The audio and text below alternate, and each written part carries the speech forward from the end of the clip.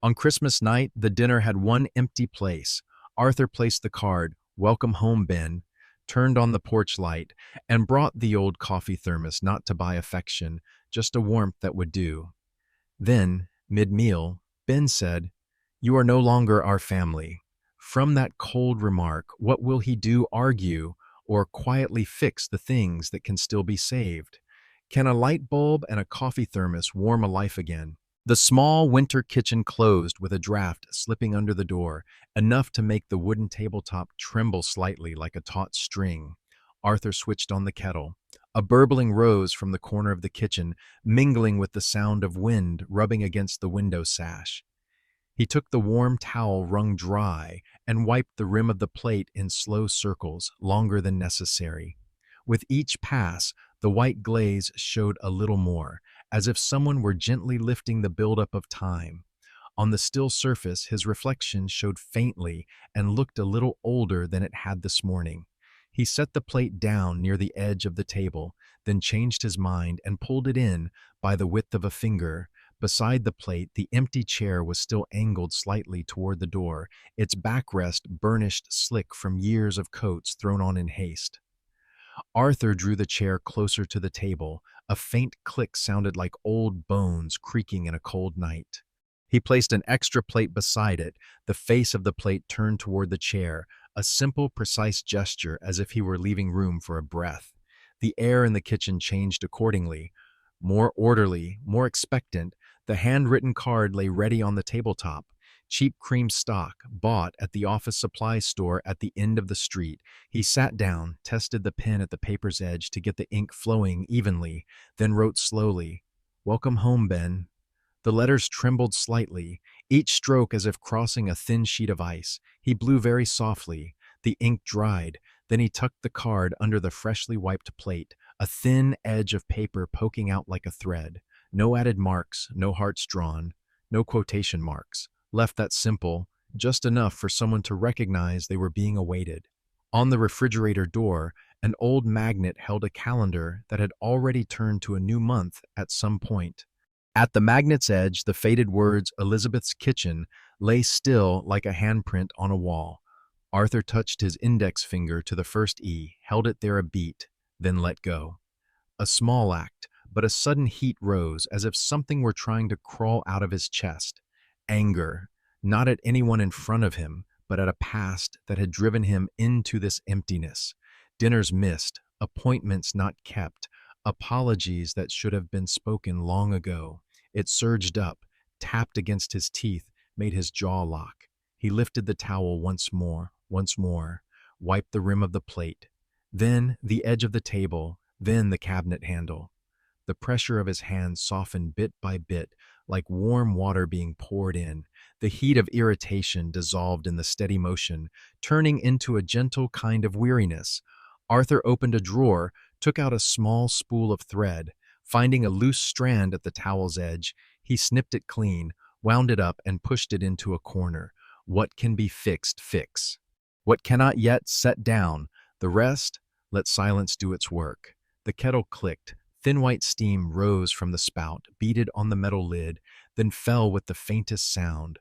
Arthur poured boiling water into the teapot, unhurried, letting his hand feel the heat travel through his shoulder, through the bones not yet fully healed from winter. The strong scent of tea spread, warm as a thin blanket just laid over the shoulders. He set 2 cups on the table, one near his own chair, one pushed toward the empty chair. No extra sound. The old anger, just now wanting to tear something loose, was softened by the steam of the tea. Arthur looked through the misted pane and saw the backyard covered in a pale white of frost, the porch step like a hasty pencil line. He stood, slipped on a lighter coat, and stepped onto the porch. His finger found the switch near the frame and pressed it very lightly. The light came on, flickered twice as if testing a breath, then held. Yellow, not glaring. The yellow warmed the porch wood by a degree, made the peeling patch of wall less harsh, made the step seem to recede by a notch of time. Arthur stood facing that just enough light, his hand still on the switch. In that moment, forgiveness needed no words. It was simply not pulling the switch back to turn it off, not yanking the doorknob the way he did whenever he was irritated. He just let it stay lit, as if he had agreed to something, though he could not yet name it. He came back in, closed the door. The wind was held outside the glass, left only to drone like a far-off sea. On the table, the card still lay beneath the plate, the thin strip of paper still showing at a corner. Arthur straightened the fold of the cloth under the cutlery, lined the spoon up with the fork, the way one adjusts a breath. He took a slow sweep of the kitchen, the old ceiling bulb, the gray edge of the wall clock ticking in the voice of a house with nothing to show off. Everything was just enough. Before sitting, he paused once more at the kitchen threshold. There was a new current, fine as thread, stitching back together from the inside. Unhurried, not flaunting the seam, only needing to be firm. Arthur touched the back of the empty chair lightly, neither pulling it closer nor pushing it away, and turned. He stepped out to the porch, pressed the switch lightly once more as if to ask whether the light could hold its rhythm. The yellow light held steady. He nodded very slightly, as if saying to himself, "Enough." Right after the very slight nod to the yellow light on the porch, Arthur turned back into the house. The hallway was narrow enough for one person, and the old painted walls held the damp smell of winter. Right beside the door frame, the key hook dangled with the dry clink of metal, and amid the cluster of tarnished keys was a slender ring, the wedding ring of Elizabeth. It wasn't heavy, but it made the hook seem to sag. Arthur stood still for a beat, listening to the silence wrapped around that small object. How many meals, how many years sleeping under one roof, how many words that never got said. A thin line of heat ran from his throat down into his chest, not violent, only steady like a patient saw blade. He raised his hand and separated the ring from the hook. The soft clink of metal touching metal sounded like a faint exhale. On the pad of his finger, the gold band was colder than he had expected. Arthur didn't try it on, didn't press it to his lips. He only held it in his palm, then opened the small drawer beside it. The drawer moved with a thin squeak. Inside were things that asked nothing of anyone. A spool of thread, 2 spare screws, a stub of pencil, and a movie ticket faded to the point that only a vague date remained. He set the ring in the back corner, as gently as laying a tired bird in its nest. He pushed the drawer shut, very lightly. The final touch on the wooden edge cut the squeak off completely. No ceremony, no farewell, just the motion of setting something down so that both hands would be free for another task. On the high shelf above the oven, the old coffee thermos lay on its side, the lid dented on one edge, the paint speckled and flaking, like the skin of someone who has been out in the weather too long. Arthur took it down and twisted the lid, hearing the long unused threads scrape against each other. He checked the gasket, wiped it dry with a towel, then lingered a moment over the scratches marks that joined together into a nameless map. Mornings he sat in the wooden stands in autumn, a hot coffee saving his hands from the cold. Long drives north to visit relatives. Noons at the river landing, with steam rising and curling around. That map had no road into the future, but many footpaths back. Arthur switched on the grinder. The sound came out dry and crisp, like a summer swarm of insects returning through a closed window seam. He measured out just enough for a winter night. No more. The water in the kettle sang a fine line. The scent of coffee rose warm and gentle, slipping through every crack of the kitchen, softening the edges of split corners. When Arthur tilted the kettle to pour into the thermos, the heat blew back onto his wrist. His hand trembled slightly, and the first drop missed, falling along the rim and leaving a brown streak shaped like a small fish. He set the kettle down and blotted the mark with a towel, leaving no trace. On the second pour, the stream went straight into the center, black and compliant. On the table, an old checkbook lay open on a page with no signatures. Beside it were a blank white envelope and a pen with a worn cap. Arthur stood before them as before an old habit, solving everything with money. He turned up a check, the pen tip touched the paper, the ink rolled out a small dot, dark as an eye looking back. Then he stopped. A thought ran through his mind like a blade of cold water. Meals paid for, school days provided, the invisible debts he kept assuming. He put the pen down, capped it, folded the checkbook closed, and slid it into the lower drawer, letting the wooden latch click once. The decision did not sound like words, but it had a tone, the sound of something heavy being set in its right place. Arthur returned to the thermos. He opened a cabinet and took down two enamel cups. One had a small chip at the rim, the chipped spot already smoothed. He placed one cup in the cloth bag he would take with him, leaving the other on the table like someone sitting and waiting. While the coffee settled, he found a clean handkerchief, folded it in quarters, and tucked it into the thermos lid to prevent spills. Every movement was just enough, sparing of sound, as if he were clearing a path through shards of glass. The wind brushed the window pane, puffing the curtain slightly. Arthur looked toward the porch. The yellow light still held steady, smooth as a song long since learned. He opened the wardrobe, touched the thickest coat, did not put it on, then closed it.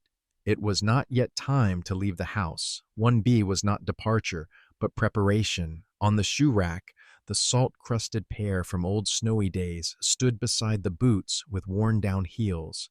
He slid his hand into one shoe, found a stray coin, set it on the edge of the shelf, and turned it so it lay flat. Small things should lie still. Tonight needs stillness. At the dining table, the card, "Welcome Home, Ben," still lay half hidden under the extra plate. Arthur pulled out his chair, sat down, and set the coffee thermos by his wrist. He opened the lid. The bitterness spread out, and he poured half a cup to let it cool. The heat blew against his face, and his eyes stung in a way unrelated to steam. A groundswell rose, anger at what had been lost, anger at the way the ones left behind spoke to each other with knives, anger even at the times he himself chose silence in the wrong places.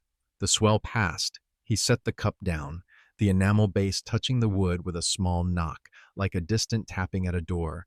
On the refrigerator, an old note written in faded marker read, "Fix hinge by oil, replace bulb."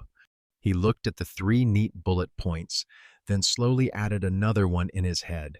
"Don't buy closeness." He didn't write it down, but Arthur kept that sentence the way one keeps a seed in a jacket pocket.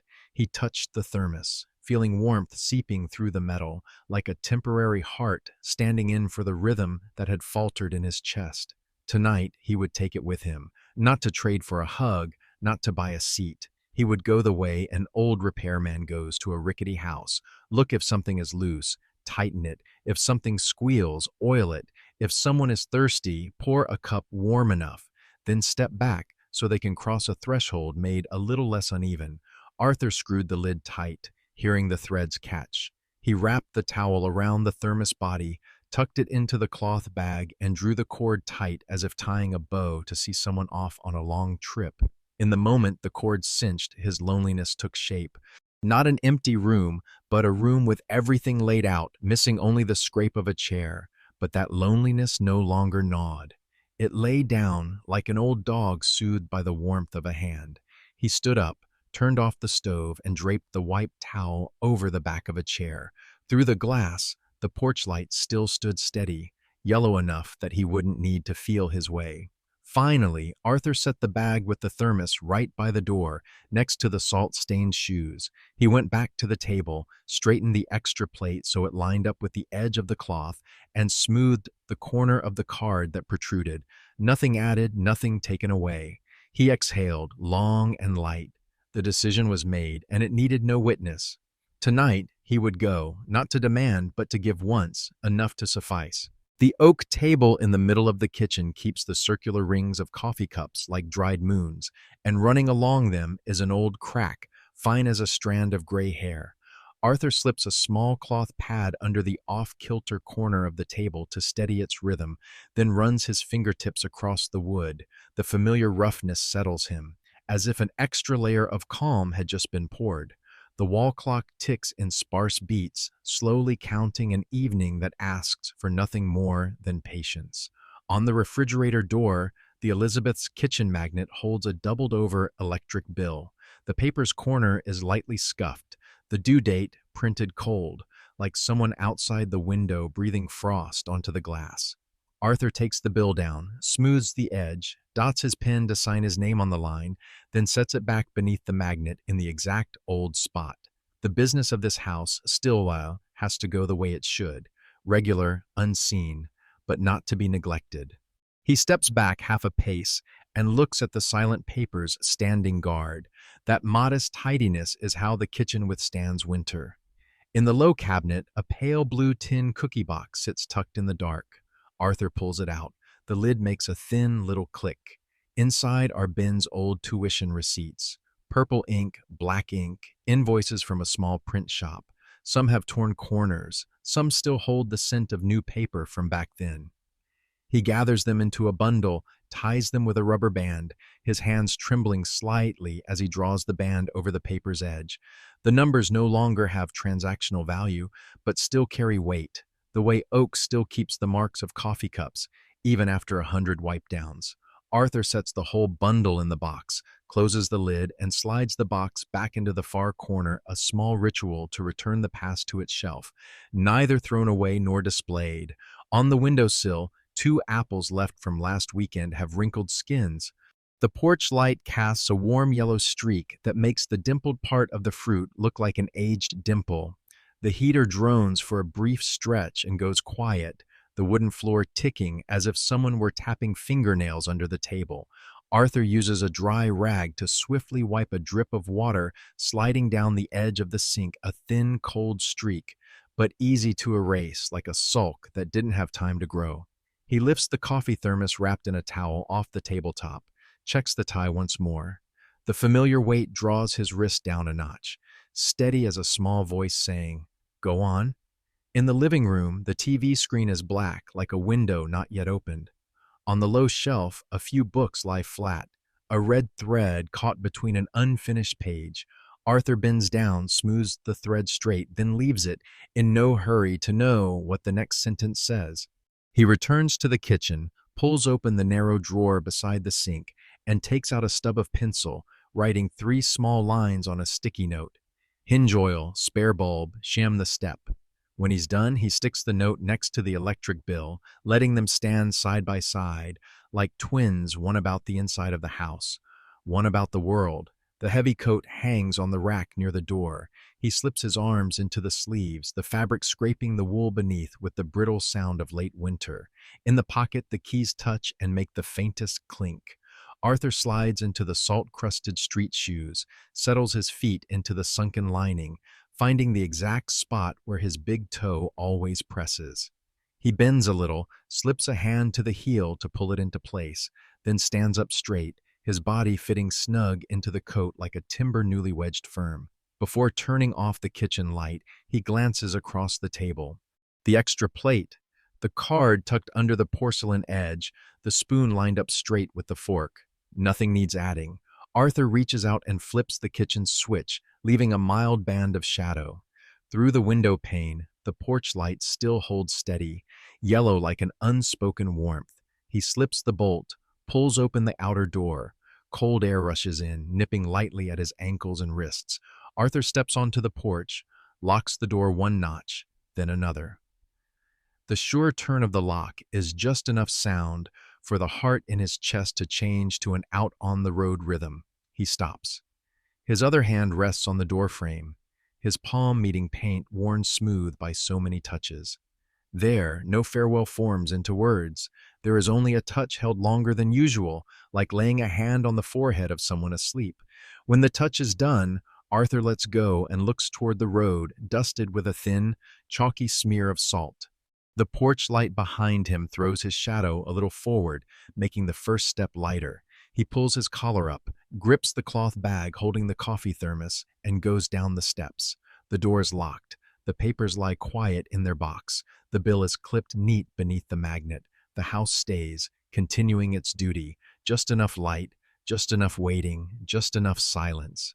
And he, carrying the tap of shoes on salt, goes into the winter night the way one goes into a well-practiced job, needing no witness, but needing to be done right. Ben's house sat neatly in a newly built row, its facade flat as an unwritten page. The porch was dark, the switch intentionally left off a deliberate darkness. People say dim looks more modern. That line lives somewhere on home styling pages and has slipped into this house's habits like a tiny but persistent aesthetic principle. Arthur paused a beat at the step, his eyes adjusting to the dark soaking into the brick. When he pushed the door, the balcony hinge gave a slight squeak, a thin, dry sound like a pen nib drawn along the edge of a steel ruler, a stray noise in an environment that had pared away nearly all small sounds. Inside, the smell of lemon cleaner and new wood was intact.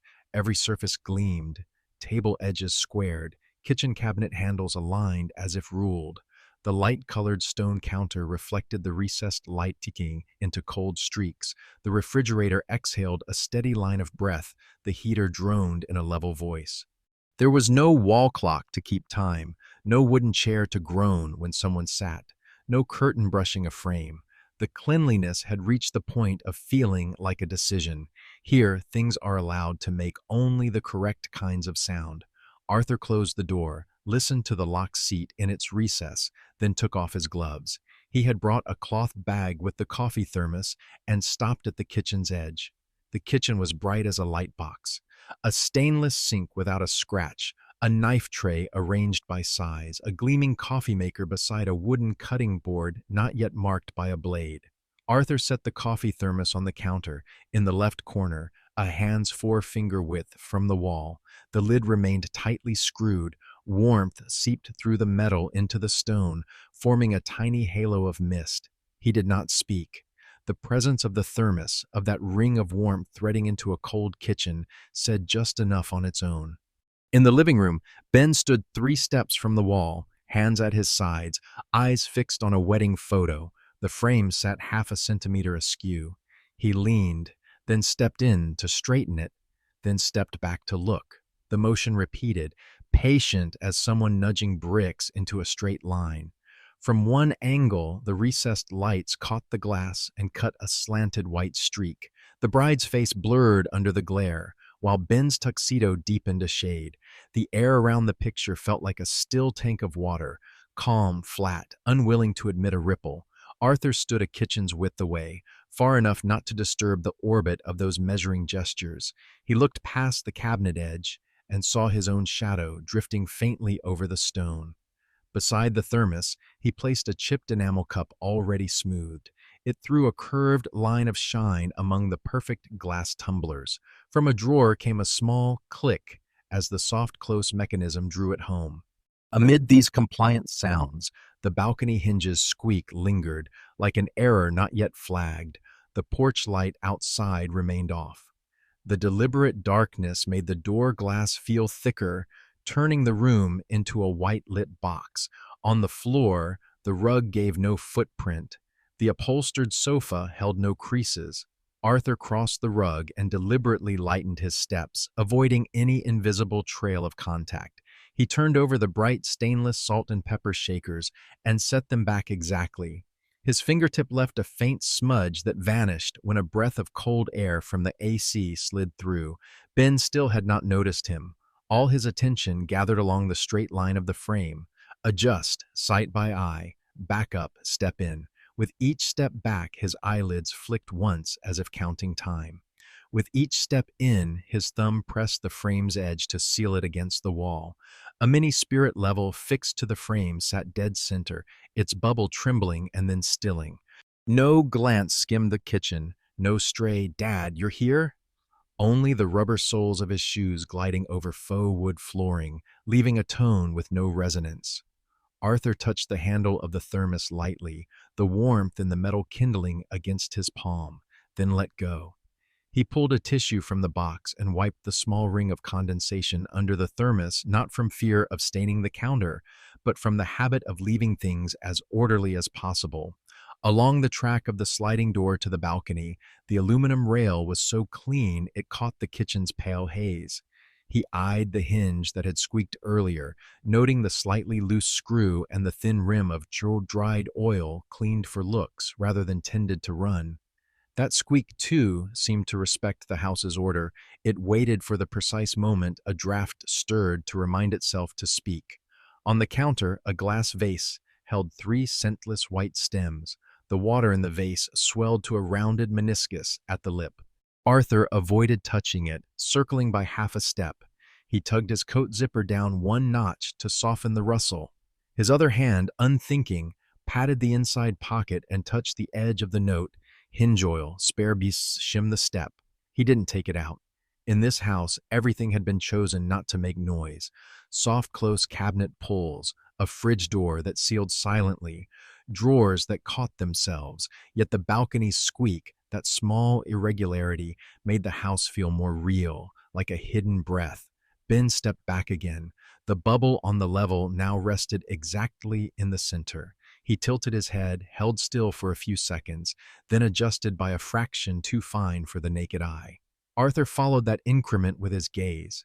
The line was straighter by a hair. The bride's face in the frame brightened as the angle of reflection shifted.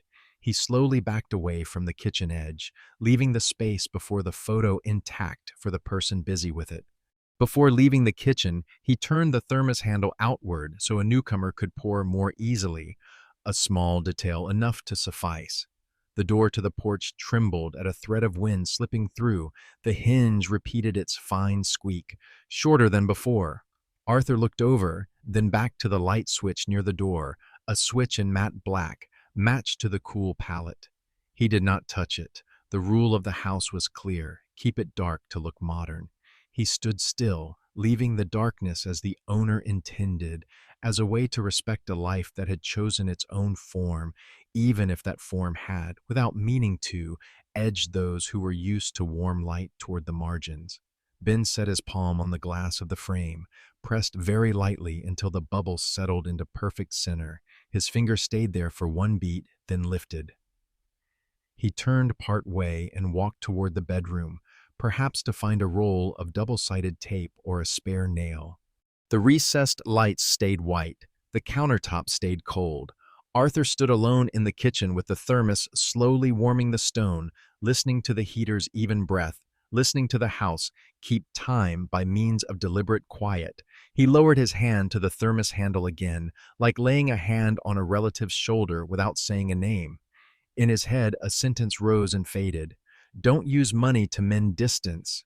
Here, he was only adding a source of warmth to the kitchen. The rest the house would decide to drink or not.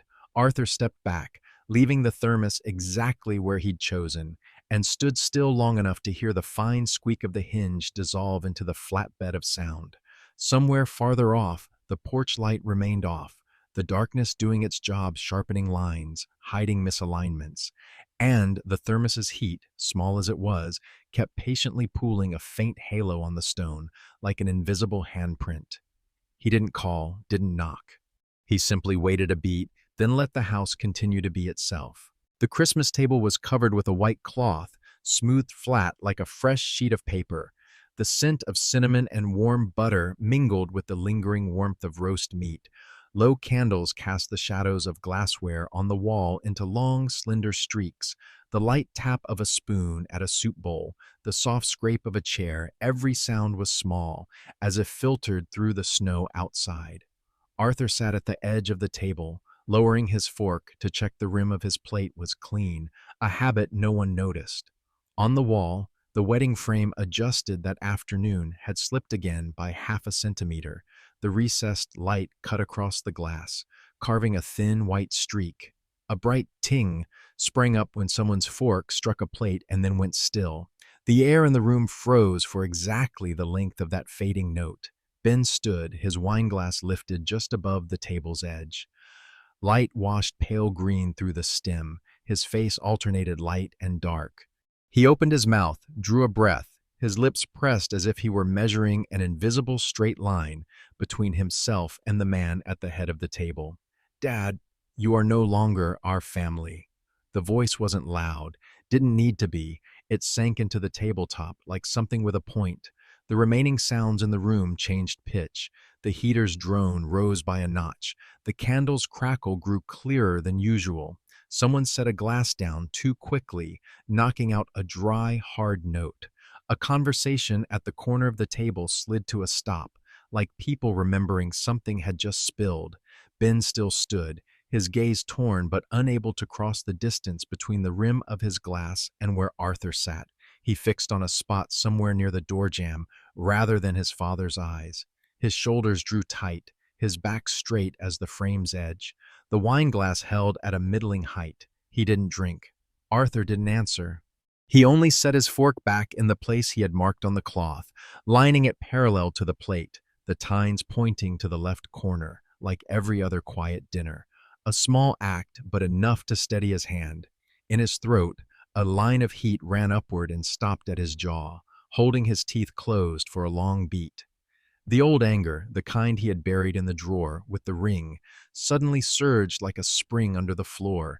It wanted to flood the table, to knock over a glass, to score the white cloth. But Arthur reached out his other hand and laid it flat on the wooden edge to feel his breath run through his palm, and the heat began to subside, like boiling water meeting a porcelain rim. He pushed his chair back only as far as needed, stood and walked toward the wall where the frame was off by half a centimeter. Each step drew a short, dry sound from the faux wood floor. He set a fingertip to the frame's edge and pressed very lightly. The tiny bubble in the attached spirit level trembled, then settled dead center. The glass stopped shaving the light. The faces in the photo returned to their ordinary clarity. Arthur held his fingertip there for a beat, as if waiting for the glue in a wood joint to cure, then let go, leaving the frame to stand in its own order. Behind him, no one covered for the words, no one rushed to amend them.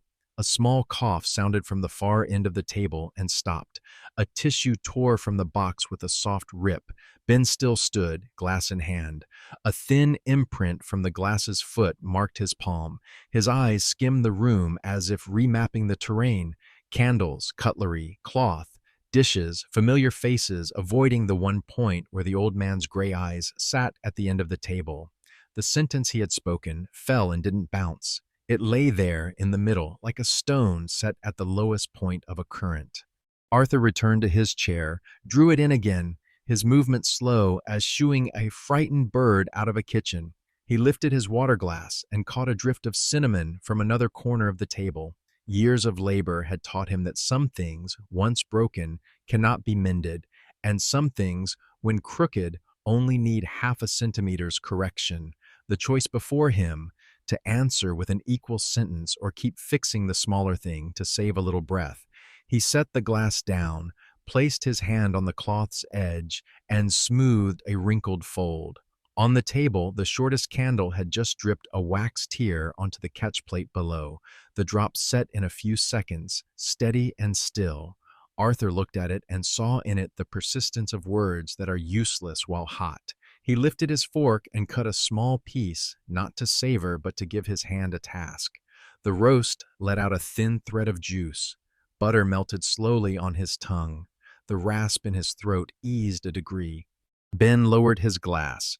The foot touched down, making the faintest clack. He sat, set two fingers on the cloth's edge, and folded a corner. The motion was identical to the afternoon's frame adjustment, balanced, straight, still. But at that folded corner, the hem was slightly off. A thread had frayed free. Arthur saw it and didn't reach. Some things the young have to notice for themselves that they've pulled askew. As for him, he had done the one thing within reach. Set a frame back. Another spoon struck a plate and vanished into the flat bed of sound. The meal went on in silent motions, in the sound of burning candles, in the fading trace of cinnamon. The sentence, "You are no longer our family," lay under everything like a hard layer of earth. Arthur took a tissue and gently wiped the wet ring at his glass's rim so it wouldn't mark the table. In that small gesture was a nameless forgiveness, not forgiveness of the sentence, but of the way a son was wrapping himself in form. Forgiveness by refusing to make what had just happened bigger than it was, by not adding another saw blade to the cut.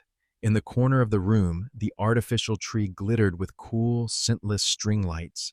Beyond the glass, a thin snow had yet to cover the street, and the houses opposite glowed warmer. Arthur heard the heater settle back to its old rhythm, as if the house had accepted another weight set on the table without complaint. He touched the tip of his fork to the plate's rim, very lightly, not as a signal, only to confirm his hand still held its rhythm. Then he set the fork down in its old place, parallel to the edge of the cloth. On the wall, the frame held still, straight, like a small promise that some things, with patience, can still be put back where they belong. In the kitchen, the sink was still speckled with moisture. Drops fell from the tip of the faucet in steady intervals, drip, drip, drip, each one seeming to brush the cold stainless steel basin. Arthur stood facing the gleaming spout and turned the knob a notch so the flow stopped entirely. The sound ceased, leaving a dense quiet in which you could hear even the heater at the end of the hallway breathing out, breathing in. He pulled the towel from the hook and dried his hands so long the edge of the cloth grew warm, the fibers darkening as if they had absorbed a share of what could not be said. He wiped between the fingers, then the wrists, then the length of each finger, a meticulousness almost frightening, as though if any damp remained anywhere, the tremor would return from that very spot. From the living room, the door was ajar, just enough to let a blade of cold light through. A few words slipped across, not a full sentence. Guardianship, unstable, sign papers. The clipped syllables were sharp, like a blade run along the edge of the towel.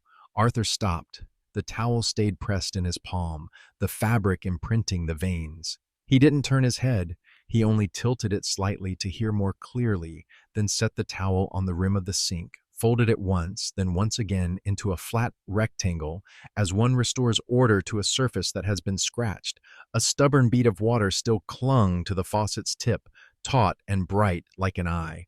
Arthur touched it with a dry fingertip and flicked it down, listening to the faint tick. He set the freshly washed fork on the rack, aligning it with the plastic grooves. He placed a glass beside another, the rims meeting like two rails converging. In a corner of the counter, the coffee thermos wrapped in a towel was still warm, the small halo of mist beneath it fading.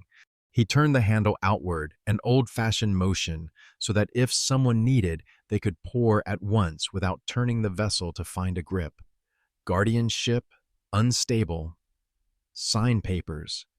Those stunted words kept sliding through the crack, dragging with them the smells of red wine and cinnamon.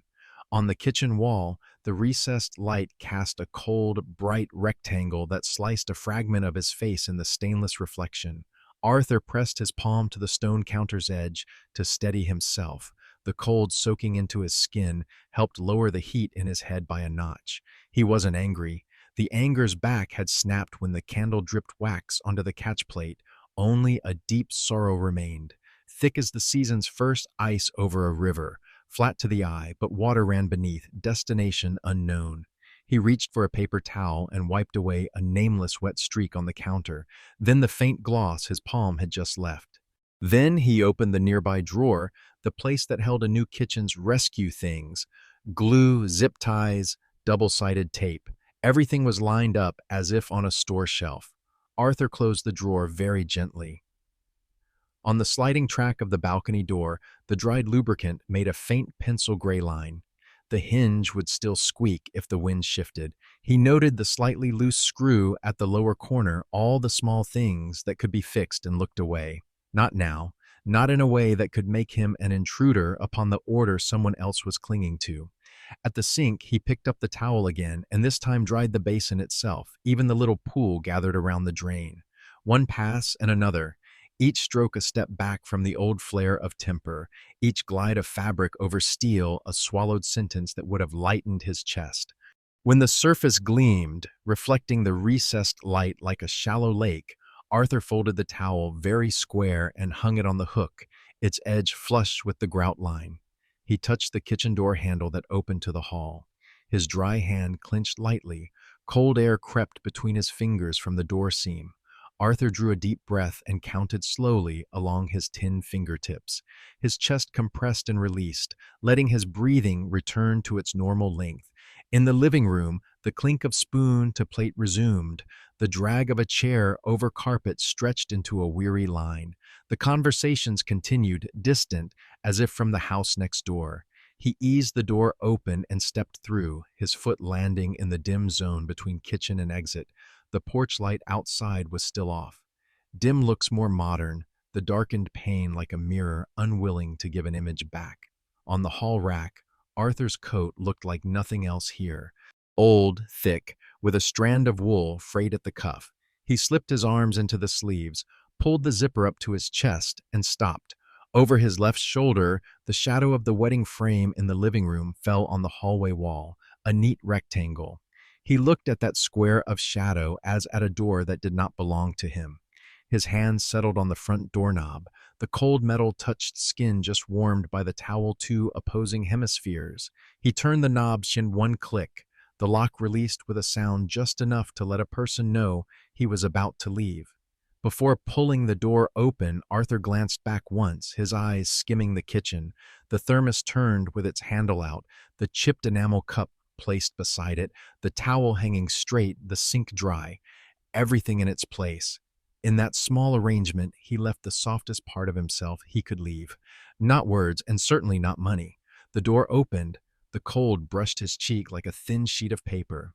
Arthur stepped onto the porch, eased the door closed behind him. Turned the key once, then another half turn for certainty. No hard slam, no footsteps forced louder than usual. Only a string of small sounds, the lock catching, the faint rustle of his coat, an exhale thin as thread. He laid his hand on the outer frame for one beat, then withdrew it. The step underfoot dipped slightly at the center enough to remember a person had passed. Arthur went down, walked along the dark edge of the wall, leaving behind a cold, bright kitchen, a still warm thermos, and the words that had slipped through the door crack still falling until they reached their own bottom. He wasn't angry. He carried only a deep, quiet, lingering sorrow, like a nameless underground stream running on into winter. The diner at the end of the street huddled beneath a low tin roof, its glass windows fogged like a breathing mirror. Inside, yellow lights drooped over the stone-patterned formica tabletop, making the spoons and forks gleam benignly. The doorbell gave a small chime as Arthur pushed in. The chill on the street was stopped at the threshold, folded in behind the glass. The smell of baked apples, butter, cinnamon, and strong coffee circled the air, warm enough to be heard. Arthur chose the seat by the window where he could see the diner's porch. Outside, the newly replaced bulb glowed steadily, yellow and unflickering, the light wrapping the wet steps like a thin blanket. He set his canvas bag down beside his feet. The warmth of the coffee thermos passing through the thin fabric touched his shin like a reminding gesture. At the counter, Nora looked over.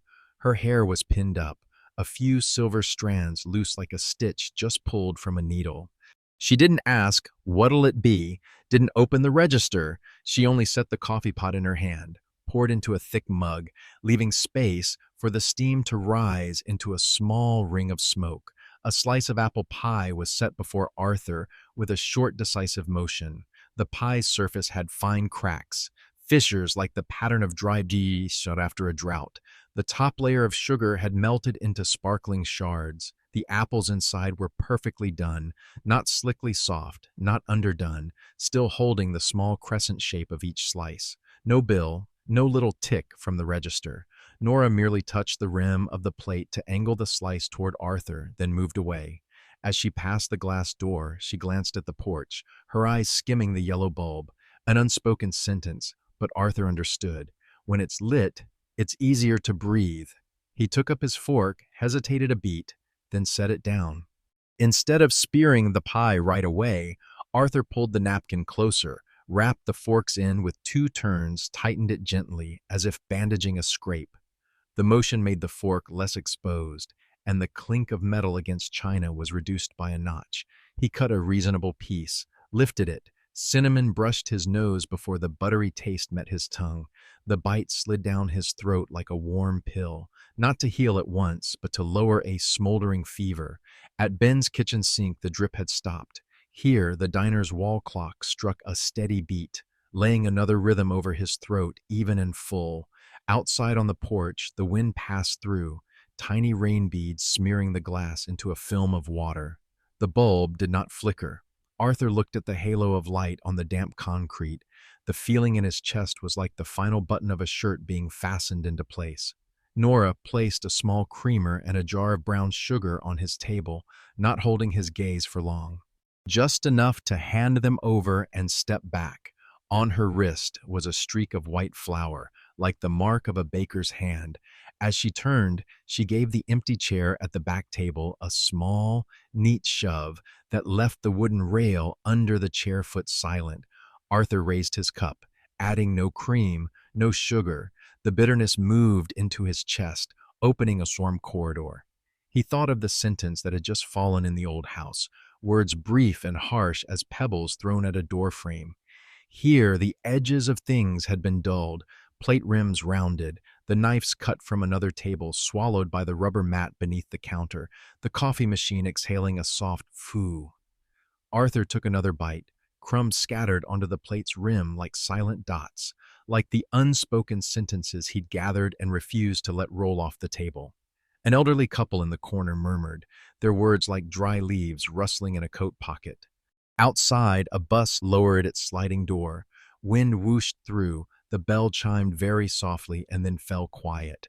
Nora stood at the counter, wrote something on a small slip, then tucked it away in the drawer. No bill was left for Arthur's table. Instead, she placed an extra packet of brown sugar on his table as if by accident. On the packet, a small printed word, warm, was blurred at the corner. Arthur turned the packet in his hands, didn't tear it open, only set it beside the napkin-wrapped fork. The two items lay next to each other like a bandage and a pill.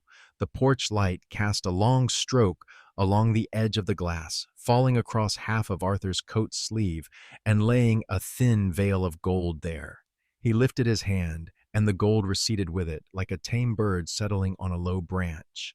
If at Ben's he had dried his hands until they were bone dry to keep the trimmer from coming back, here he allowed his hands to remain slightly damp from the cup's steam and the sweat at his fingertips. A wholesome, non-threatening damp. He ate slowly, making each lift of the fork into a subdivided long exhale, a little less heavy. When only a corner of crust and a thin trail of applesauce remained on the plate, Arthur stopped. He set the fork on the napkin, folded the napkin's edge over the fork's tip as if to blunt its sharpness. The coffee cup was half full enough for a short stretch of road yet. Nora came near, glanced over the table, once plate clean, napkin neat, no stray crumbs, then tilted her head slightly as if to ask with her eyes, "Is that enough?" Arthur neither nodded nor shook his head. He exhaled softly as though straightening an imaginary button on his shirt. A soft crease formed at the corner of his mouth. He stood, pushed his chair in. The legs met the floor, leaving only a faint line of sound. Before he left the table, Arthur glanced through the window. The yellow porch light still held steady. He suddenly felt for the inner pocket where a scrap of paper sat reading, "Hinge oil, spare bulb, wedge for the step." The paper lay quiet, no need to pull it out. As he pushed the glass door, the bell above gave a short chime. The warmth from inside clung to him out to the steps and then let go. The night on his shoulders was still heavy, but less sharp, and in his head, like a slender thread just passed through the eye of a needle, Nora's unspoken sentence lodged itself, held tight enough. When it's lit, it's easier to breathe. He tugged his collar, placed his hand on the canvas bag with the coffee thermos, and stepped off the porch into that just right halo of yellow. The walk home cut through an old row of houses whose porches all came alive at once like kindly opened eyes.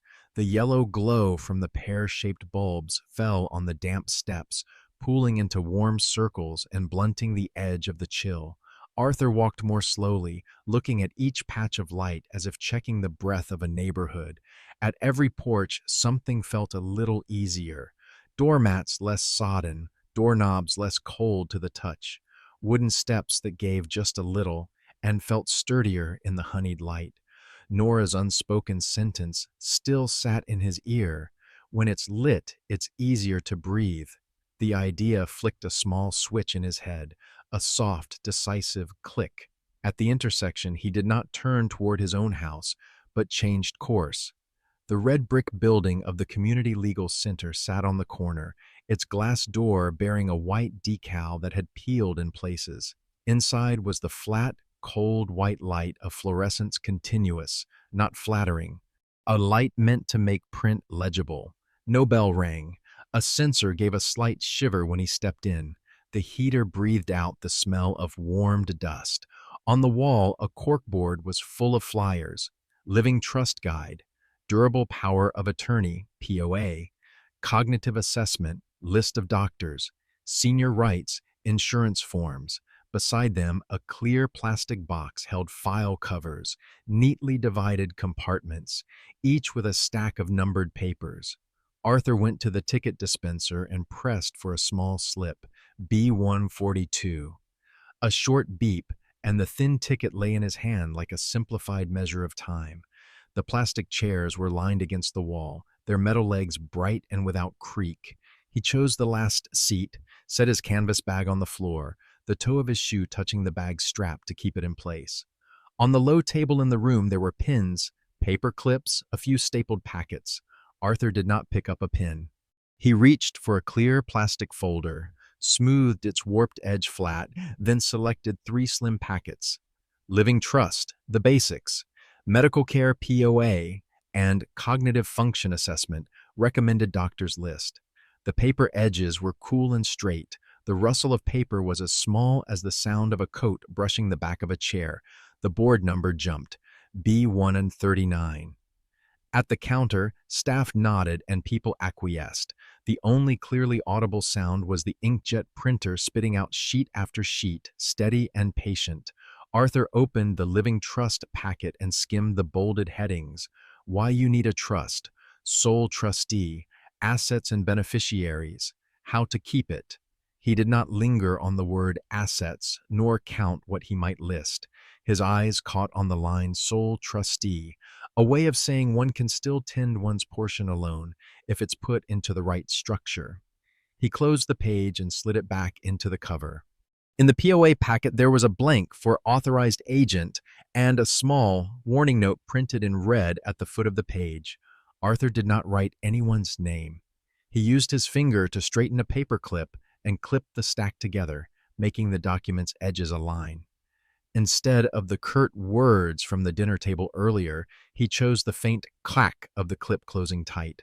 On the doctor's list, he traced addresses, marking with his thumbnail a clinic near the river, simply because he knew the route and where to park. No notes, no turned corners. He stored it as a location on the mental map. The board number advanced, B431. Arthur slid the plastic cover into his lap, stacked the packets by height so they wouldn't shift, then slipped them into the inner pocket of his coat. The feeling of the paper edge against his side was like a thin splint keeping his spine straight. He reached back into the plastic box, took another small slip. Checklist for evaluator appointment. Current medications, emergency contact, ID. The paper had a pale blue border, easy to recognize. He tucked it in with the others. The board number clicked up, B42. A small ting sounded from the corner of the ceiling. At the counter, the volunteer with a plastic name tag looked up. Arthur did not rise immediately. He checked the plastic folder once more, confirming nothing was missing. Then he stood, pushed his chair in so the leg made a concise sound on the floor. He walked to the counter, placed his ticket on the desk, and set the folder down with the other hand, neither pushing it in nor sliding it forward. The volunteer had asked a few short administrative questions. Arthur nodded. When directed to the adjacent counter for an additional medical information privacy form, he followed the pointing finger without protest. All of it was simply different switches on the same circuit. Flip them and the light would spread. 10 minutes later, he returned to the row of chairs with the plastic cover a bit fuller. No rubber stamp sounded large, no words of good luck. Just papers in the cover in the pocket, and the pocket close to his chest. Arthur folded his B142 ticket in two and slipped it into a small compartment of his wallet, as if keeping a small token that he had passed this step. Before leaving the room, he dropped a coin found earlier that afternoon in his shoe into a tin box labeled Donations. The coin hit the thin metal bottom with a clean clink, small but sufficient. Outside, the cold wind touched his face again. Arthur pulled his collar up. The row of porches on his way remained lit. He walked through the pools of yellow as if through quiet checkpoints, his chest sagging and then straightening again. In his coat pocket, the clear folder rubbed against the fabric with a soft rustle, reminding him everything had been tidily fastened. What he had just done was not to show off, nor to intimidate. It was like tightening a bulb in a windy night, to warm his own step, and if needed, to let someone see that he was still lit, sober enough, aware enough. steady enough before he carried on fixing the half-misaligned things in his life. Arthur continued on, his hand occasionally touching the folder's edge through the cloth, like touching a switch that's been turned on and quietly transmitting power. Night settled like a thin blanket over the street. Ben's porch was dark. The wind flirted through the row of pines at the back, carrying a dry rustle like paper. Arthur stopped on the step, hands deep in his coat pockets to keep his knuckles warm. He set the canvas bag down, unzipped it slowly until the metallic hiss almost disappeared into the air. Inside, the familiar rough tools were wrapped in scrap cloth so they wouldn't collide: a flathead screwdriver, a small bottle of oil, several wooden shims planed smooth like hard candies, a cleaning rag washed free of its old smell. Arthur looked up at the porch light. The glass shade wore a fine layer of dust, its rim dark like a bruise that made no complaint. He rose on his toes, looped the rag around the shade, and turned it counterclockwise until the lamp body eased free. Inside, the socket was dim and dull. The screw holding the cap was loose by just one notch. Arthur fitted the screwdriver in, turned slowly, each half-turn measured. When his grip felt sure, he tightened the socket, then used a dry cloth to clear away the thin spiderweb spun in the corner, wiping the dust as if cleansing an old scar.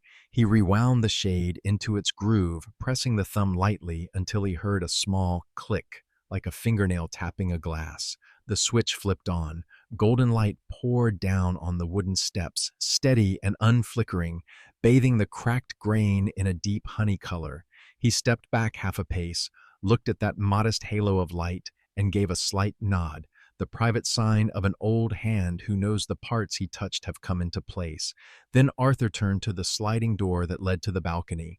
The hinge up high, where the wind often found its way through, was dry as a throat after a long day. He opened the oil bottle cap, tipped it very gently so droplets of dark gleam fell exactly where needed. The hinge pin, the pivot point, the bolt slot, each drop made a tiny tick, followed by the metal seeming to exhale. Arthur slid the door back a little, pulled it, pushed it more. The initial squeal grew faint, then dissolved like bubbles underwater.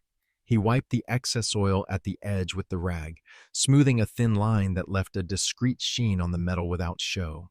The second step was loose. Setting his heel in the center, Arthur felt the wood give slightly like an apology. He knelt, slid his hand under the step, and found the hollow at the base. The thin wooden shim was driven in from the inside, little by little, until the hollow feeling turned to fullness like someone stuffing a pocket of soft moss into a hole in the chest to lessen the emptiness. He tapped 3 short strokes with the rubber mallet and heard the timbre round back. The screw fastening the tread was turned another half turn. With each half turn, the wood whispered and then fell silent. Arthur rose, putting his full weight onto the newly shimmied step. The step held, without complaint. The porch light cast a streak of gold across his shoe. Arthur bent, wiped the door handle with a clean cloth, wiped along the glass frame, and cleaned the sliding track where fine dust had gathered like the ash of arguments now cold. Wherever the cloth passed, the surface brightened a degree. The wiped path left a faint, moist streak that dried quickly, like a brief annoyance that had evaporated. He nudged the doormat, brushed away the crusted salt from the thaw, and set the mat straight with the step's edge. When things sat where they belonged, they all breathed easier. The wind whispered through the pines. In the deep folds of the needles, the night moved with a sound like sandpaper passing over wood. Arthur opened the sliding door again to test the range. The panel glided smoothly, no grimace. He pushed out and pulled in a few more times, allowing oil to work into the joint. Each closing, his hand stayed on the handle for a short beat as if to reassure.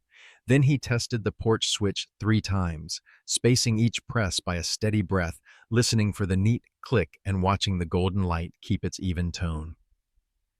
Beneath the lamp, tiny dust motes turned in the air, as if learning to fly in a new season. Arthur sat on the step, back against the porch post.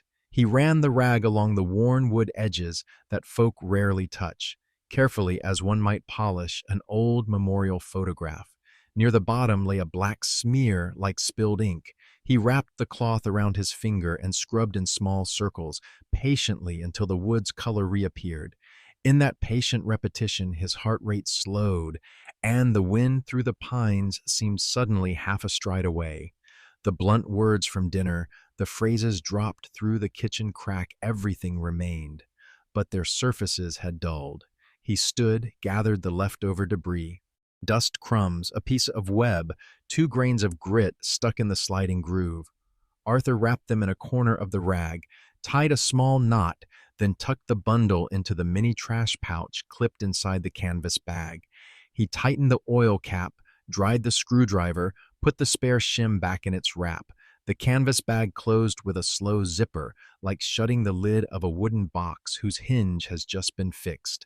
Before leaving the porch, he laid his hand on the post and listened to the steadiness newly kindled by those small interventions.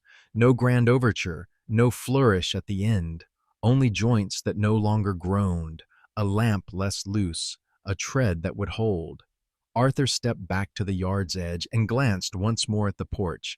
The golden light stood without flicker. The hinge was quiet. The step was still. Wind still brushed the pines, murmuring in the half sky like a wordless song, and he felt in his chest a hollowness long carried that had been partially filled, not entirely sealed, but less of a gap. He pulled his collar up, hoisted the canvas bag, and stepped out of the pool of light. Behind him, the porch kept time like a chest that had learned to breathe slowly. The squeal had gone, leaving only the sound of wind passing, soft as a hand smoothing a healed scar. A low shoe rack by the door served like a small step where one could shift weight from outside to in. Arthur set his canvas bag down, unzipped it, and pulled out a manila envelope whose edges had been flattened. He ran his hand across the envelope's face, hearing the dry rustle of paper like late-season leaves. From his inner coat pocket, he took 3 photographs. Ben at 6, clutching a baseball glove larger than his hand. Ben at 10, dozing in the back seat after a long ride with his head against an old coffee thermos. Ben at 12, standing under the porch after a rain, hair plastered, a smile stiff from the cold. The photos weren't new. Their corners were softened. Arthur arranged them in order of age, all faces turned the same way, and slid them into the envelope.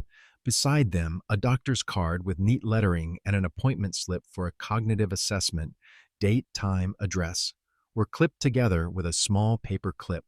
He tucked them behind the photos, leaving the edge protruding by a finger's joint, so someone need only tug lightly to see.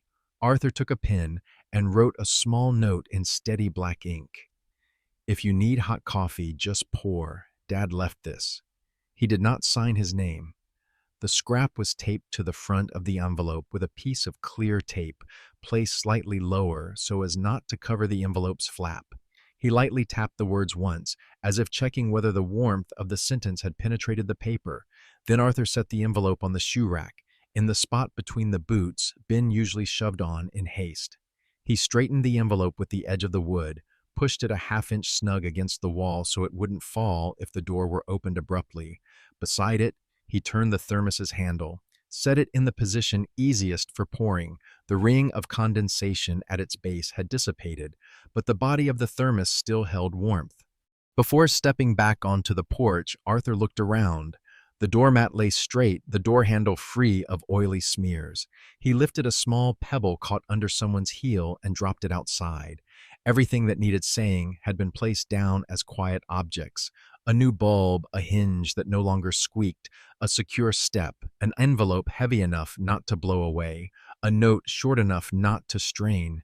He did not knock. He pushed the door gently, closing it so the latch slid into its groove with a soft fit. Standing outside, Arthur glanced through the glass. The warm yellow porch light lay across the edge of the envelope like a thin blanket.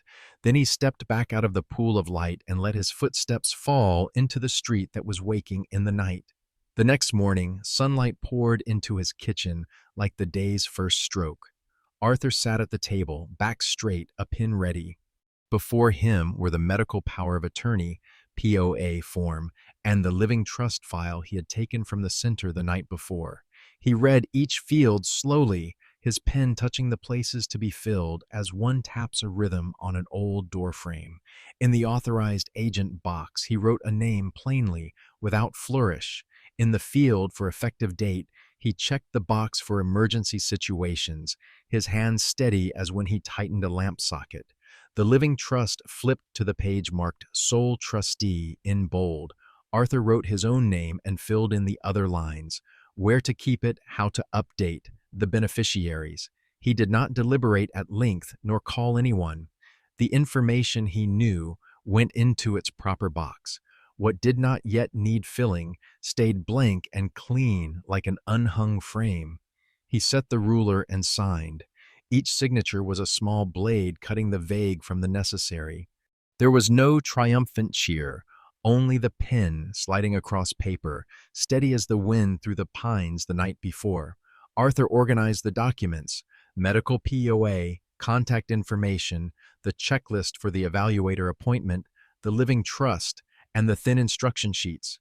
He slipped them all into the clear plastic folder he had prepared, the paper edges aligned, and the clip made a soft, satisfying click. The folder went into the top cabinet next to the tin of cookies where Ben's old receipts had lain.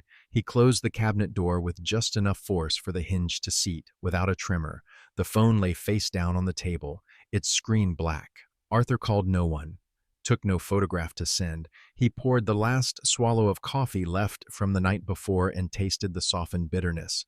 On the refrigerator door, the magnet that read Elizabeth's Kitchen held a small slip noting the appointment time, the address, and the terse line, "Bring papers." He stepped back, looking over the hole, the plastic folder in place, the appointment clip set, the table clear. No explanation needed.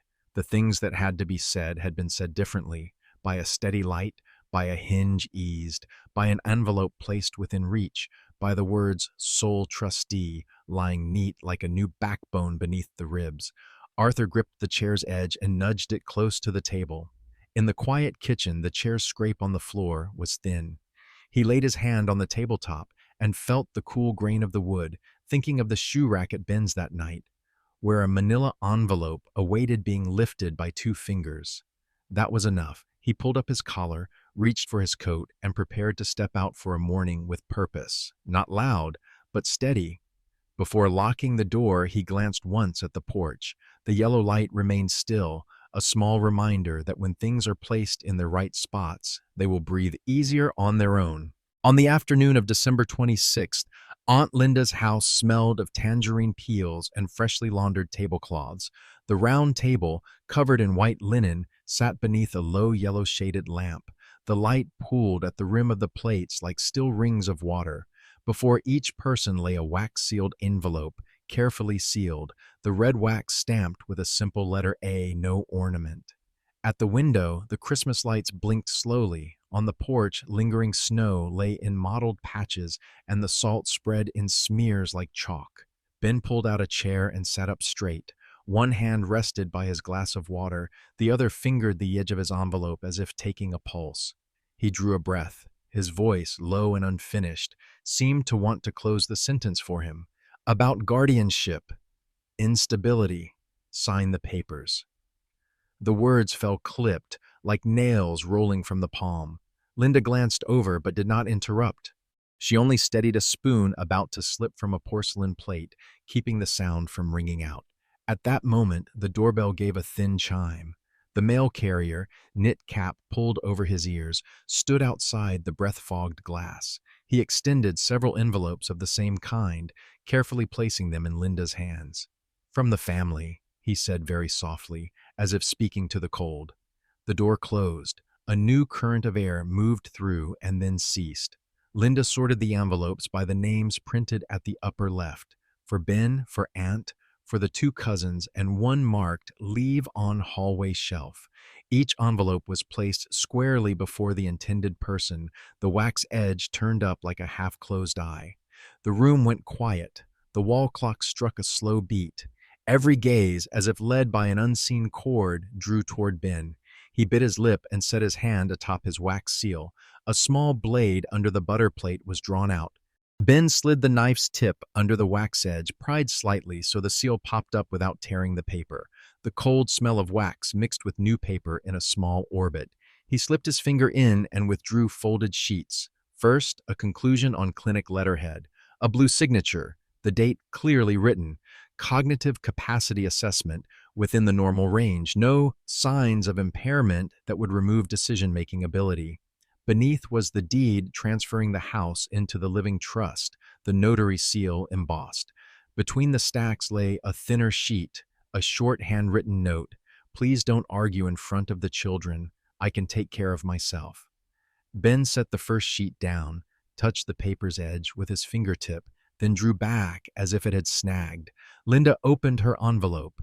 The contents echoed the same, with a photocopy of the doctor's appointment marked "Arrived 7:45 a.m., 12:26," a small pencil tick in the margin. The cousin across this table opened his envelope and the pages slid out with a soft sot-sot rustle. All eyes returned to Ben, no urging, no blame, simply waiting to see where the word instability would lie once set beside the word normal. Ben lifted the assessment up to chest level as if to read, but his eyes skimmed the lines and fixed on the doctor's blue signature. His thumb, with a remnant smudge of black paint from hanging the wedding photo, rubbed the paper's edge and left a faint blur. He turned to the deed, placing the house into the trust, the line "Sole Trustee Arthur," printed bold and upright like a new spine. Beside it, the brief inventory of assets in plain terms, the "how to keep" and "contact" fields neatly filled. He folded it back, letting the cover rest in his palm against the smooth, cold plastic folder. Linda read the handwritten note silently. The even black ink cast shadows on the tablecloth in the lamp's yellow light, like the image of a straight fence. She gently set the letter in the middle of the table so everyone could see the final line. Please don't argue in front of the children. I can take care of myself. The sentence was short, neither mocking nor pleading. It sat like a small wooden splint placed into the loose hinge of the earlier meal. No one read it aloud, but the words seemed to cry out loud enough to be heard. At the corner of the table, a cousin's butter knife slid softly in his hand and then lay still. The sound of Linda stirring her tea changed tempo. Slower, steadier. Outside, Aunt Linda's porch light held steady, its yellow glow forming a round halo on the threshold mat. A child from the next room ran through, paused at the doorway, saw the adults silent and understood to step back. The little feet pivoted on the wood with a soft motion. Ben set the papers down again, arranging them in order. The doctor's conclusion, the deed into the trust, the handwritten note. He smoothed the top corner exactly as he had smoothed the wedding photo frame that evening measure, straighten, quiet. This time, the invisible bubble inside his chest that had been drifting off course in recent days shifted into place. He pressed his finger to the popped wax seal. The red resin broke into 3 small shards like a beetle's wings. He inhaled and looked around. Linda, the 2 cousins, the empty chair that should have been Arthur's. None of them spoke for him. Ben closed the envelope and set it at the top of the paper stack. The glass in front of him remained full, its surface flat as a pane. He lifted the glass halfway, then set it down again. The movement left a thin ring of water on the white cloth, a circular mark that would dry within minutes. At the table's edge, Linda turned the coaster slightly to cover part of the ring, as if to suggest there are things we can hide so they may dry quietly. The others' envelopes were opened in turn. No outcry, no chairs shoved. Only the sound of paper touching paper and a small shift in the room. From the argument about guardianship to another order where each person was placed in their own role. At the bottom of the stack, under emergency contact, Linda's number was neatly written, a closed circle, no gap. Linda laid her hand on the papers before her, neither gripping nor pushing them away, a gesture of receiving without seizing. After a while, Ben stood. The chair made a very small sound and then was still. He gathered the sheets back into the envelope, his fingers hooked on the flap, but he did not seal it. People's eyes remained on him, yet softened. He glanced once more at the handwritten note. The line, "I can take care of myself," appeared like a small light glowing deeper than the overhead bulbs could reach. He did not say sorry nor thank you. He only nodded very slightly, as if acknowledging a straight line he had previously held askew. The room stayed quiet, a kind of facing that required no words. On the table, the broken red wax seal lay in fragments near the plate's edge, like proof that some things, when opened at the right time, need no further cutting. Arthur did not go to Aunt Linda's. His afternoon at home slid slowly like a leaf, heavy with dew. On the wooden chair beside the dining table, he placed Elizabeth's sweater, a fine stitched round neck knit, so softened that touching it felt like touching a breath. He smoothed the sleeves, pulled the hem a little over the top of the chair so the tail would fall naturally. The yarn caught the late light into a faint rim of brightness, enough to make the kitchen feel a little less empty. He lit the stove. The metal kettle sat quietly on the blue flame, then began to tremble very slightly. The first metallic burble sounded like someone tapping nails on the adjoining room's table. Arthur waited, went nowhere. He washed 2 cups, tipped them to drain on a cloth so the drops formed little round beads that chased one another to the edge and fell. On the refrigerator, the magnet Elizabeth's kitchen held the appointment slip from the morning. He had neatly folded the corner so it wouldn't catch. The kettle gave one high note and then quieted, as if recognizing there was no need to hurry. Arthur lifted the kettle from the stove and poured into a teapot with a few leaves. The water struck the glaze with a round, warm sound.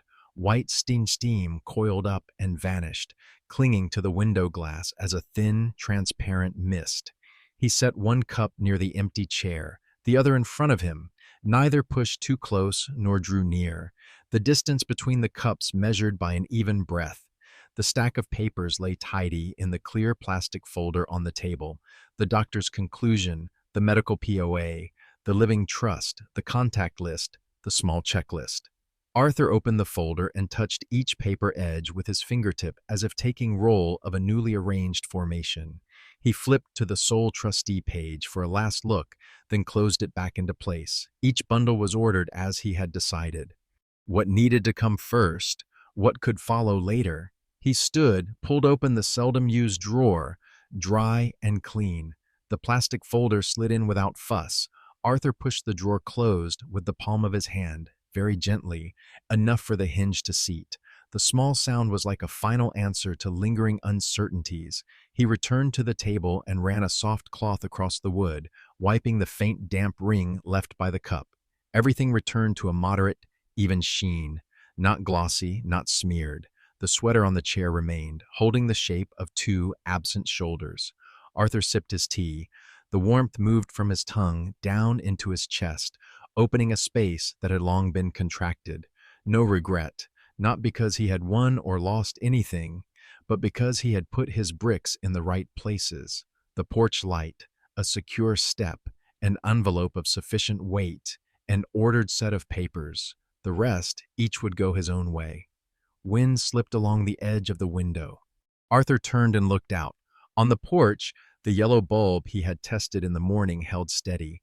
The light poured onto the steps in a soft halo, cradling the doorstep like a hand fixing the final button. Unflickering, without hesitation, he touched the table edge with 2 fingers to find the rhythm, then let go. In the quiet kitchen, the clock ticked once softly. The water in the kettle cooled. The yellow light on the porch remained steadfast, an answer that spoke for him everything that needed saying. It is enough, and it will be at peace. 2:13 a.m. The phone rang once, a short chime like a raindrop tapping the glass. The screen brightened in the dark kitchen. The step doesn't creak anymore. The coffee's still warm. From Ben, no emoji, no exclamation. 2 short clauses placed side by side, like 2 nails just tightened. Arthur smiled, rare and warm, like a small ember still glowing. He did not reply. His thumb merely touched the phone's edge and let go. Outside the window, the porch light held steady, yellow as a deep breath. He pulled on his coat, slipped the glazed cup into his canvas bag, and took the thermos he had filled before bed. His hand closed the door with just enough force. The soft click was a neat full stop on a long day. The path down to the river ran across dew-frosted grass. Streetlights were few, each one a little island of gold on the cold, silvered ground. Arthur walked slowly, his toe brushing the white salt streaks left from the last snowfall. The wind carried the old river's scent, dank and clear. At a bend, the leafless trees stood upright, their bare branches drawing silent pencil lines against the sky. A familiar wooden bench lay close to the stone quay. Arthur set his bag down and brushed the thin frost off the seat with the flat of his hand. He sat in the usual spot, leaving the space beside him for another. He opened the thermos, steam immediately curled up, the bitter aroma leading and the faint sweetness of yesterday's brown sugar following. He poured slowly. The warm clink of liquid on glaze sounded round, half a cup for himself, half for the empty seat. He placed the second cup on the cushion where Elizabeth sometimes used to sit in her younger years, and lately where he imagined someone else might sit, not tonight, and perhaps not tomorrow either. His breath came out in white plumes, moving slowly. The steam from the two cups rose in the same rhythm, mingled, and then faded. In the dark river's center, a thin ribbon of ice reflected distant lights into a broken streak. The water near the bank whispered as if someone were speaking evenly. Arthur cradled his cup, the warm rim pressing lightly to his lips. The first sip ran down to his chest like a warm streak, opening the tight place that had been clenched for months. He set the cup on his knees, rubbed his palms together for warmth, listening to the quiet conversation of skin and wool. The phone stayed silent, screen face down in his pocket. Ben's message, two brief notes about two ordinary things, rested there like a pin holding a loose sheet. Arthur topped up the cup on the empty seat. The steam thickened, carrying the richer smell of coffee. He did not think about what to write back. He thought of the hinge that no longer squeaked, the step that was solid, the bulb that stayed lit, and the small note he had left on the shoe rack. Those things were doing their work now. They did not need him to stand beside them. The wind shifted once, slipping through his collar and then gone. From the bridge, a truck passed. The water's surface rippled in several chasing rings that lapped gently at the rock under the bench. Arthur lifted his cup and very lightly tapped the rim of the other cup, a wordless small toast. The tiny ting vanished into the night, but in his ear it resonated long enough. He leaned back, his spine resting against the cold wood. Above him, the sky opened a little more, not smooth as before. Between the branches, a few late stars showed, faint but steady. Arthur put his hand into his pocket and felt the edge of the clear plastic folder he had tucked away that afternoon, then withdrew his hand. No need to check. Those papers were like the two cups of coffee, one for his present, one left there for someone else. Sometime. His white breath continued to rise slow and steady. The minute hand on his wristwatch moved without fuss. 2:17, then 2:19. Arthur finished his portion, set his cup upside down on the bench, leaving a damp ring that would dry in minutes. The other cup remained more than half full. Its warmth softened but had not gone. He stood, pulled his collar higher, and looked down at the river. On the far bank, a porch light burned too, a small streak of yellow, barely more than a thought, but enough to know someone else was still awake. When he left the bench, Arthur did not take the second cup. He left it there, warm and waiting. He picked up his bag, glanced once at the bench as if checking a locked door, then turned away. His footsteps crunched on the salted path, light and precise. Behind him, the coffee in his breath mingled with the mist and dissolved. In a moment, no one saw. Arthur let his shoulders relax. The smile from 2:13 still lay at the corner of his mouth, a thread-like mark, like the final stitch just sewn. The night went on without an alarm, and the porch light in his memory stood steady, a small answer enough to lift a grown man by one notch. A few weeks later, dusk poured over the row of houses like a thin layer of honey. Salt crusted along the curb had formed into hard, milky white clumps. Arthur walked beside the low fence, fingers lightly gripping the empty canvas bag's strap. The wind no longer howled. It merely passed through the backyard pines with a soft rustle, like minutes signed and filed away in a plastic folder. Ben's house appeared with its porch light standing steady. The light did not flicker or strain. It poured onto the steps in a balanced, warm halo. Arthur did not stop immediately. He slowed for a moment, tilted his head past the windowsill just enough to see inside. Ben was standing on a stool, his left hand holding the glass shade, his right hand giving the bulb one last twist.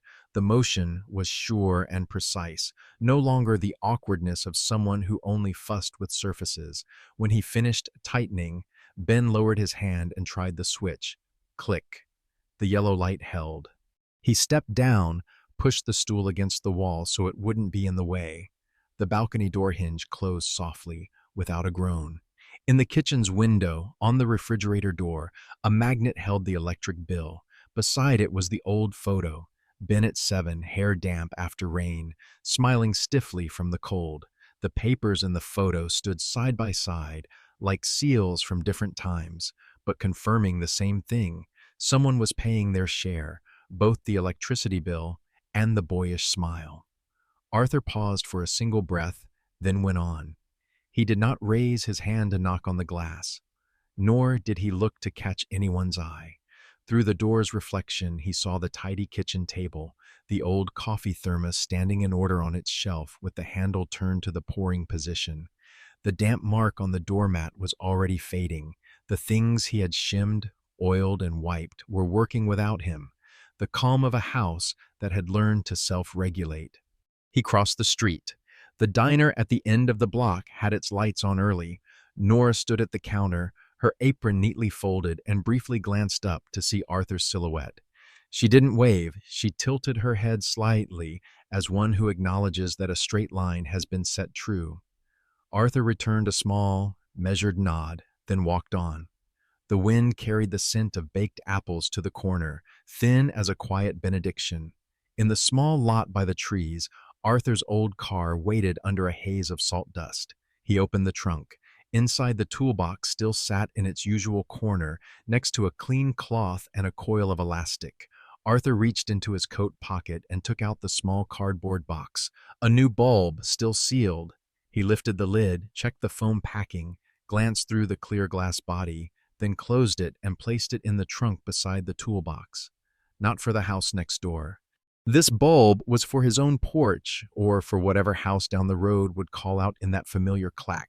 The trunk lid came down and the latch clicked into place. Arthur wiped the rim with his sleeve, as if erasing his handprint from someone else's story. He stood upright and scanned the street. Many porches gleamed with steady yellow light. At Ben's window, a young figure bent to stick something behind the fridge, perhaps a reminder, perhaps the meter reading schedule. Arthur did not speculate. Independence required no witness, only that the power kept running, the bulb stayed lit, and the bill was filed in its proper place. He turned his back. His footsteps left the halo of that house's light and merged into other pools of yellow before separating again. In his inner pocket, the clear plastic folder rubbed softly against the fabric, a small, companionable rustle. Far off at the river bench, the old damp ring from an earlier morning probably still marked the wood. Here, the porch behind him stood steady like an answer that was enough. Arthur opened the car door and sat down. His hand rested on the steering wheel a moment before he started the engine. It purred quietly. The rear view framed Ben's doorway, the porch bulb held its gold without wobble, and a young figure crossed the kitchen frame like a confident stroke. He engaged the gear and let the car roll. At the intersection, he signaled early. The click-click was even, like a heartbeat settling to sleep. The box of bulbs in the trunk shifted very slightly on the turn, then lay still. He did not wonder when his son might text again. The 213 message had been long enough to carry him through many weeks. Ahead of the car, the leafless road opened out, the porch's lights along both sides like kindly markers. Arthur touched the dashboard with a finger and tucked a small smile away. Enough, he thought, for someone who knows how to light their own life. And for a father, enough to bring a spare bulb and keep going. In the end, he did not demand back a seat at the table. He simply fixed the porch light, straightened the crooked picture frame, and left a coffee thermos warm enough, without a word. That was his revenge. Not with hatred, but by refusing to hold on to what was gone. And then, one cold night, when the message arrived at 2:13 a.m., He did not reply immediately. He simply poured 2 cups of coffee, one for himself, one for the empty space, not to wait, but to say, "Dad is still here, but he will no longer stand in anyone's shadow." Sometimes forgiveness needs no words, and revenge is not about hurting others, but about learning to leave without breaking yourself. If you have ever chosen silence instead of shouting, if you have withdrawn while still leaving a little warmth behind, if you have stepped out of the doorway you fixed, not out of weakness, but because you understood, leave a comment, just one line, so those who have suffered as you have will know that. The gentlest revenge is not losing yourself.